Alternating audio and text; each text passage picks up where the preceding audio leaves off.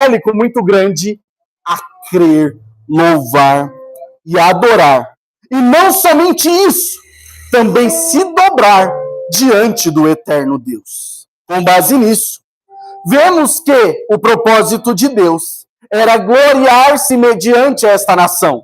Que o primeiro cativeiro, o cativeiro que ocorre no Egito, que dura aproximadamente 430 anos, conforme os relatos bíblicos, foi um propósito de Deus. Ó Egito, tu és grande, tu és forte, tu és poderoso, tu és uma nação politeísta e possui muitos deuses, mas nenhum destes é como o nosso Deus.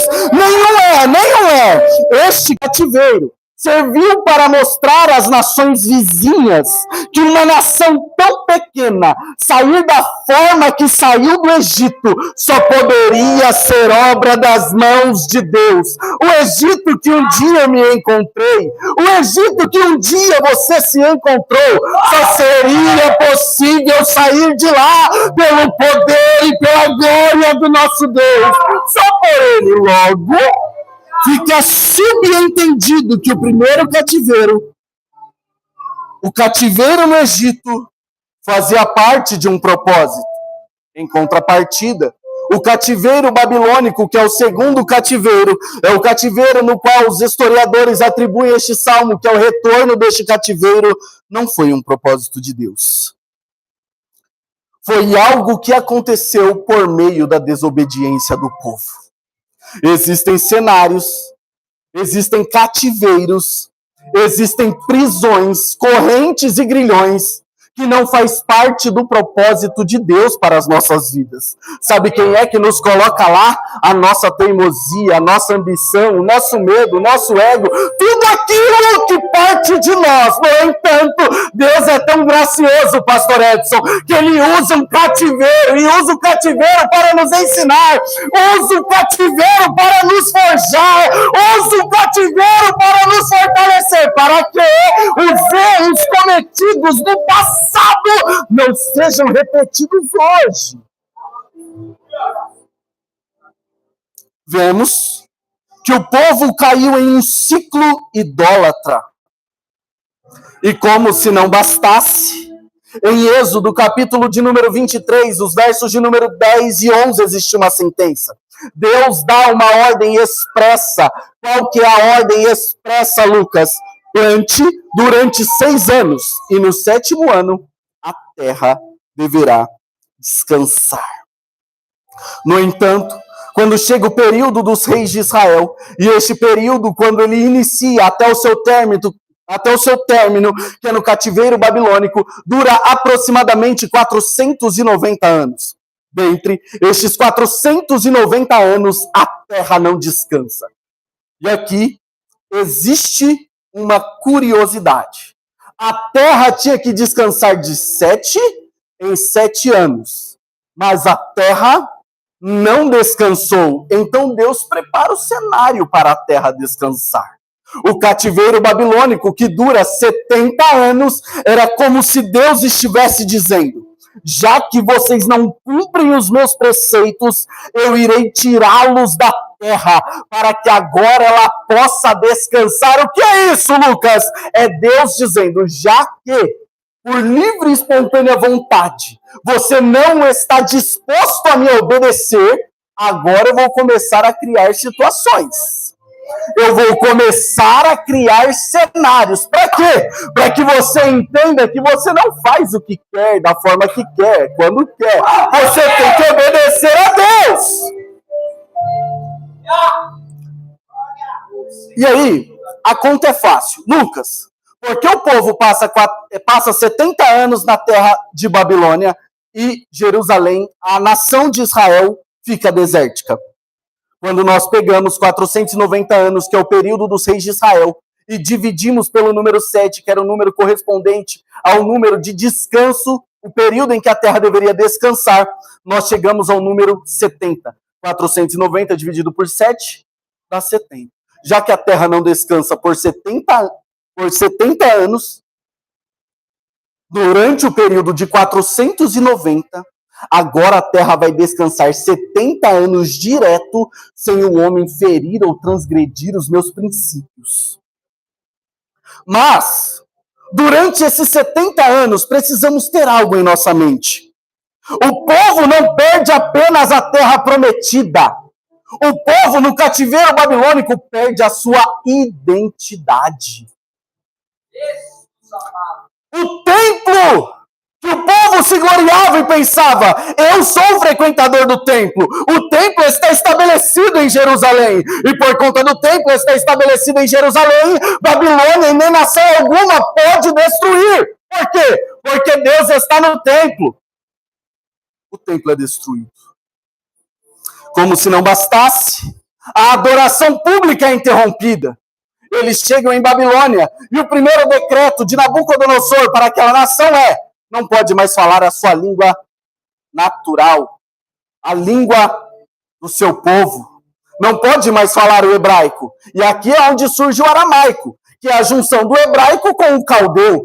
Qual que é a lição que nós aprendemos? Nabucodonosor entendia que se o povo falasse a mesma língua, se o povo conseguisse falar o mesmo idioma entre si, ele não poderia resistir àquele povo.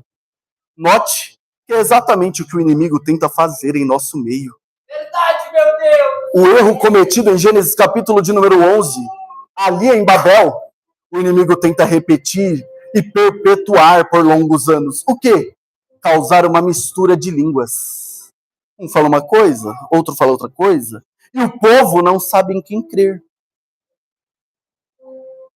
É no período babilônico que as sinagogas do período de Jesus surgem, já que o povo não teria o templo para adorar.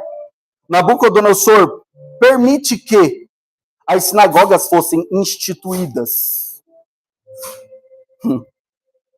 Logo, olhando de dentro e olhando de fora deste cenário, chegaram a uma conclusão. O olhar humano dizia: não tem mais jeito. Acabou. Não tem mais solução. Aí já era pequena. Agora, sem identidade, sem a característica cultural, está perdido. Mas Deus estava no controle de tudo. Mas Deus está no controle de tudo.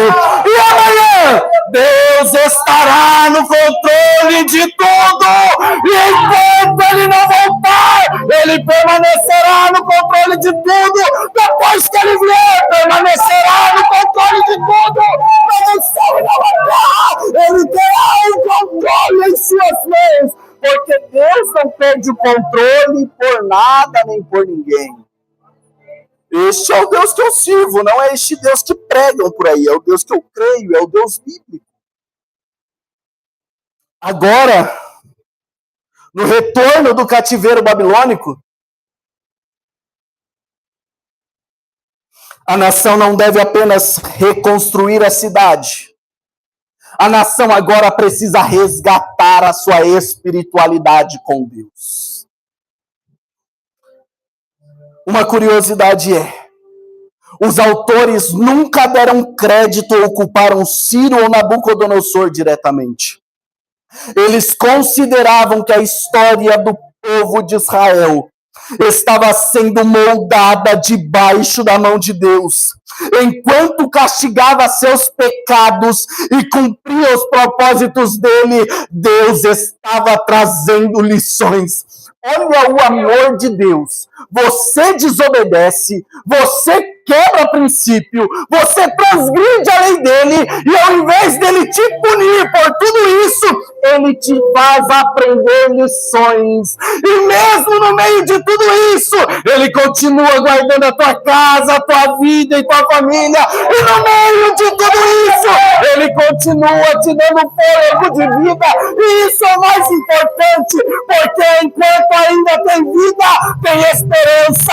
Esperança de arrependimento, esperança de conversão, esperança de um avivamento genuíno. Entendendo o cenário do texto, o verso de número 1 diz: quando o Senhor trouxe a restauração a Sião, era como se estivéssemos sonhando. Ciro, por questões de Estado, emite um decreto aproximadamente no ano 538 a.C., proclamando a liberdade dos cativos de Deus. Todavia, foi o Senhor, não foi Ciro, foi o Senhor. Não foi o homem, foi o Senhor. Não foi o patrão, foi o Senhor. Não é o prefeito, é o Senhor. É o Senhor. O Senhor fez de acordo com a sua palavra pronunciada muitos anos antes. Olha isso. Deus não envia aquele povo para o cativeiro como ele envia a escória para ser queimada no fogo. Deus, ele coloca o povo na Babilônia com o viés do ouro quando é posto no fogo, enquanto a escória é posta no fogo para ser destruída, o ouro é posto no fogo para ser refinado. Enquanto a escória é o propósito de destruição, o cenário que você está vivendo é Deus te tratando ouro, é Deus te refinando e te tornando melhor. O cativeiro foi sofrido, o cativeiro é doloroso, o cativeiro gera traumas, o cativeiro é desonra.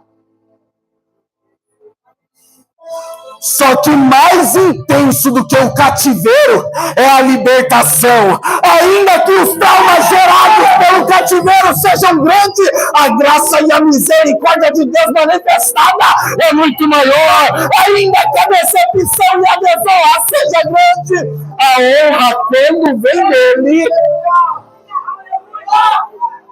O cativeiro gerou marcas, mas forjou, transformou, aperfeiçoou, ao passo em que aquele povo idólatra de Israel nunca mais foi idólatra.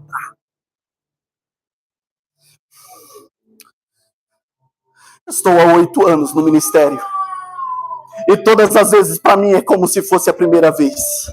As pernas tremem, a garganta seca, o coração palpita, e eu creio que o tempo nunca vai mudar isso. É temor. O pastor Edson, como todos sabem, é meu genro. E muitos pensam, e já até me disseram, é meu sogro. Obrigado, Bruno. O pastor Edson é meu sogro. E como alguns podem ter pensado, e até mesmo alguns já me disseram, é mais fácil para você porque ele é seu sogro. Não. Eu fui forjado. E eu posso hoje poder te agradecer, meu pastor, neste momento, por cada não que o Senhor me deu. Cada puxão de orelha serviu para que hoje eu estivesse aqui. Serviu para que hoje portas de catedrais se abrissem para a honra e glória do Senhor. Fez com que Deus abrisse a porta e me colocasse com príncipes dos quais eu nunca imaginei estar. O que é isso, Lucas? As coisas que você passou, os nãos que você recebeu, as portas que se fecharam na sua cara, as perseguições que você sofreu calado, está te forjando, está te preparando, está te mostrando que se o propósito, se o processo é grande, se as amarguras e desilusões são grandes, o chamado é maior, a promessa é maior. Por que é maior? Porque vai valer a pena, ainda que nessa terra não aconteça, estar no céu de glória com Jesus é mais do que suficiente.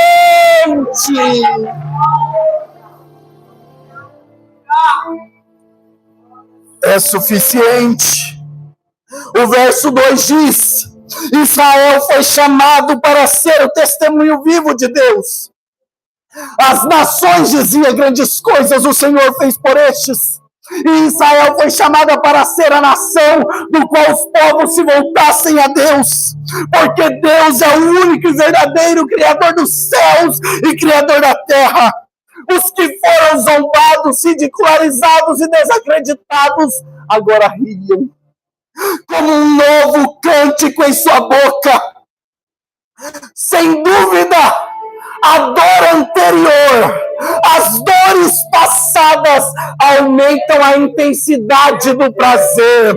Os flagelos sofridos e as marcas em seu corpo só vai aumentar a intensidade do regozijo em Deus. Foi uma sensação tão intensa que eles não conseguiram ficar na atmosfera de declaração. Eles aumentaram o nível, começaram a cantar ao Senhor. Os deuses que as nações criam nunca em outro tempo restauraram o povo ao seu antigo lugar de morada. Mas Deus... É como se os povos dissessem: o meu Deus não pode, o meu Deus não consegue, mas o seu Deus, Bruninho, o seu Deus, meu irmão, ele pode. O que Deus faz, o que Deus realiza, até o ímpio que é incrédulo precisa dizer: é Deus. É Deus. O verso 3 diz: grandes coisas fez o Senhor por nós. As nações falavam sem nem serem participantes. Quem está de fora vai olhar e vai falar: não, é Deus. Mas quem está de dentro, Thaís, e vai poder dizer com propriedade: é Deus.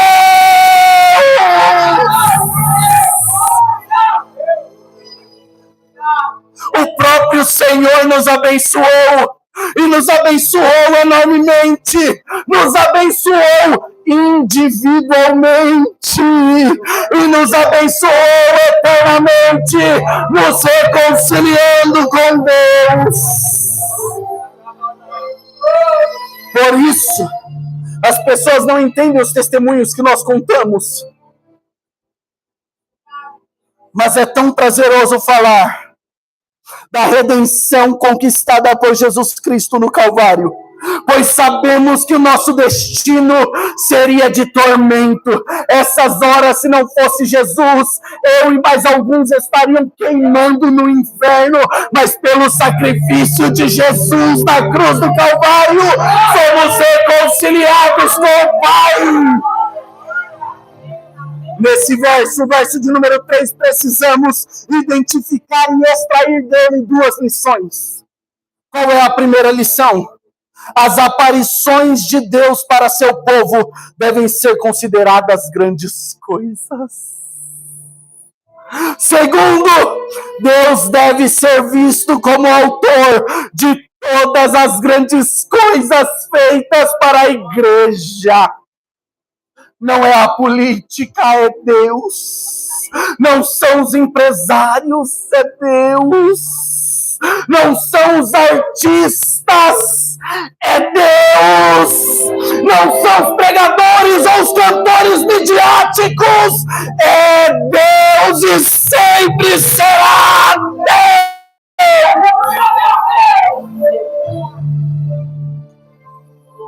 O verso 4 diz: Senhor, restaura-nos como as correntes do Negueb. Ah, Senhor, essa oração é linda, essa petição é maravilhosa. O povo estava dizendo: faze com que os que retornaram para a sua terra sejam aliviados de seus fardos sobre os quais ainda gemem. Ainda depois do grande milagre de você sair deste cenário em que está vivendo, as dores, os traumas, as cicatrizes, ainda te trará alguns gatilhos, dos quais a vontade de chorar virá, a preocupação se vai acontecer de novo, se vai viver tudo que veio de novo virá. Esta oração é: Senhor, muda isso. Nós estamos livres, o cenário mudou, a situação foi transformada, mas faze com que o coração dos que permanecem na Babilônia, o que é isso, Lucas? Precisa transformar o coração de quem foi livre. Precisa transformar ainda o coração de quem recebeu o milagre, para que não seja atormentado pelas cicatrizes do passado, mas também precisa transformar o coração de quem continua vivendo o que um dia nós vivemos. O que é isso? Misericórdia. O que é isso? Compaixão. O que é isso? Empatia. Ainda que estejamos livres, não podemos negligenciar nossos irmãos que ainda enfrentam problemas e restrições. Assim como Deus inunda e faz transbordar os leitos secos de cursos de água do sul, as correntes do Negueb secavam, e Deus no período de chuva fazia com que essas correntes transbordassem. Assim como Deus pode fazer isso depois de grandes períodos de seca, na minha e na sua vida, depois de grandes períodos de perseguição, depois de grandes períodos de angústia, Deus também pode encher nossos espíritos. Espíritos que estão cansados serão cheios, espíritos que estão esgotados serão cheios, espíritos que estão abatidos irão transbordar com o dilúvio de prazer que Deus pode renovar, que Deus pode conceder. Porque Deus pode, porque Deus ainda faz e realiza em nosso meio. O verso 5, meus irmãos, eu tenho 3 minutos, o relógio aqui está adiantado. Aqueles que semeiam com lágrimas. Ai, como é difícil.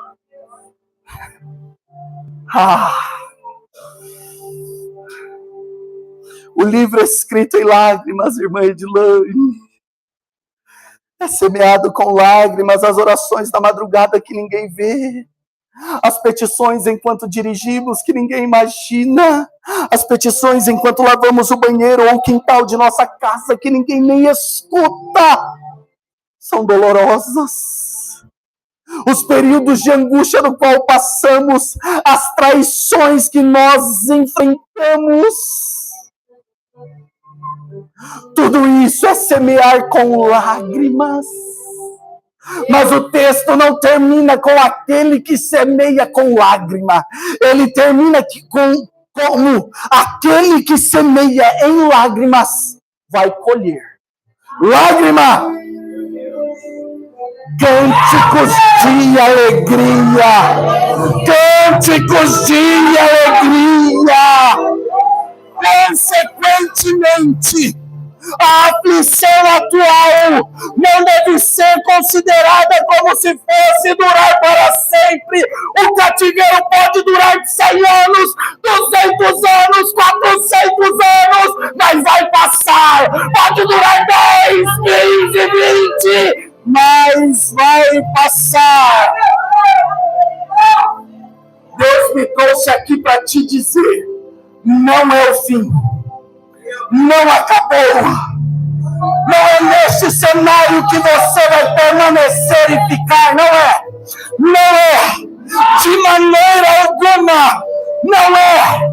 Este cenário, este deserto, esta cadeia é apenas um meio que Deus está utilizando para te fazer alcançar o cenário que Ele tem preparado para a sua e para a minha vida. O semear, ou a época do plantio em qualquer empreendimento, é um tempo de labuta e ansiedade. Quantas madrugadas chorando, falando, Senhor, eu não consigo dormir porque eu estudo, eu estou fazendo isso, estou fazendo aquilo, e aí, Senhor? As portas pareciam estar fechadas, o céu parecia estar de bronze, e infelizmente no meio da ansiedade em que nós vivemos, nós olhamos e vemos todo mundo alcançando, todo mundo vivendo, todo mundo alcançando aquilo que um dia sonhou, e nós, aos nossos olhos, parece que ficamos para trás. Mas a colheita abundante compensa todo o esforço despendido anteriormente. Vale a pena ser traído? Vale. Vale a pena ser perseguido? Vale. Vale a pena ser injuriado? Vale. Mas não deixe de semear. Seja semeando com alegria. Seja semeando em lágrimas. Não deixe de semear. Não pare de semear, pois a colheita é certa. A colheita é verdadeira. O verso 6. Aquele que sai chorando enquanto lança a semente, voltará somente com cantos de alegria? Não, vai voltar trazendo seus feixes, vai voltar trazendo seus molhos, vai voltar com coisas na mão, vai voltar com alegria no coração, vai voltar com satisfação na alma. Santos sofredores têm sementes de lágrimas.